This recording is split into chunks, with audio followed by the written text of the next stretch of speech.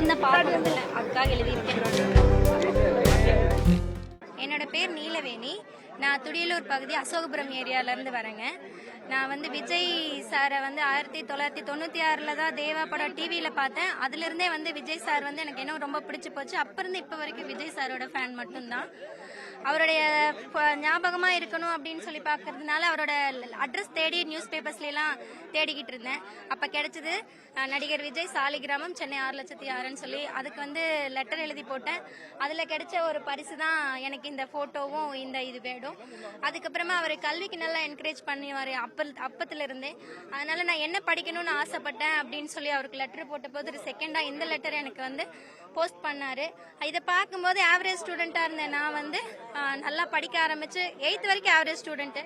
9th 10th ஓரளவுக்கு படித்தேன். அதுக்கப்புறம் 11th 12th காலேஜ்னு போகும்போது எல்லாத்துலேயும் ஃபர்ஸ்ட் மார்க் தான். அதுக்கு காரணமே வந்து விஜய் சார் தான். என்னை ஊக்குவிப்பு படுத்தினதுக்கு காரணமே விஜய் சார் தான். அதனால தான் நான் நல்லாவே படித்தேன். அப்புறம் வந்துட்டு டாக்டர் வந்து கவுன்சிலிங் வரைக்கும் போயிட்டு ரிட்டர்ன் வந்துட்டேன். அது கொஞ்சம் ஃபீஸ் அதிகமாக இருந்ததுன்றதுனால டாக்டர் ஆயிருந்தேன். அந்த லெட்டர் எடுத்துகிட்டு போய் கண்டிப்பாக விஜய் சாரை மீட் பண்ணணும்னு இருந்து அது ஆகாதனால இன்னும் நான் மீட் பண்ணல. என்னோட ப்ரொஃபஷனல் வந்து வேற மாதிரி போயிடுச்சு.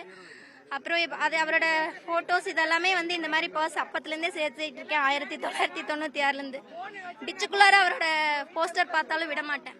உள்ளே இறங்கி எடுத்து வாஷ் பண்ணி வச்சிருவேன். அந்த அளவுக்கு ஒரு க்ரஷ், அவ்வளோ பிடிக்கும். ஒரு தமிழகத்தில் ஒரு நல்லாட்சி வரணும்னு நான் வேண்டிக்கிட்டே இருந்திருக்கேன். அது நம்ம தலைவரே வருவாருன்னு நான் எதிர்பார்க்கல. ஸோ அந்த வேண்டுதல் வந்து இப்போ பழிச்சதை நினச்சி எனக்கு ரொம்ப ரொம்ப ஹாப்பி. தலைவர் சீக்கிரமாக வரணும், தமிழகத்தில் நல்லாட்சி நடக்கணும், இயற்கைகள் காப்பாற்றப்படணும், பெண்களுக்கு அவர் வந்து நிறைய பாதுகாவலனாக இருக்கணும். தேங்க்யூ இந்த வாய்ப்பு. இப்போ நான் வந்து வீடியோ எடிட்டராக இருக்கேங்க. வீடியோ எடிட்டர் டீச்சர் ட்ரைனிங் முடிச்சிருக்கேன். வீடியோ எடிட்டிங் ஒர்க் பண்ணிட்டு இருக்கேன். Own job, own proposal. செய்திகளை உடனுக்குடன் தெரிந்து கொள்ள உடனே சப்ஸ்கிரைப் பண்ணுங்க.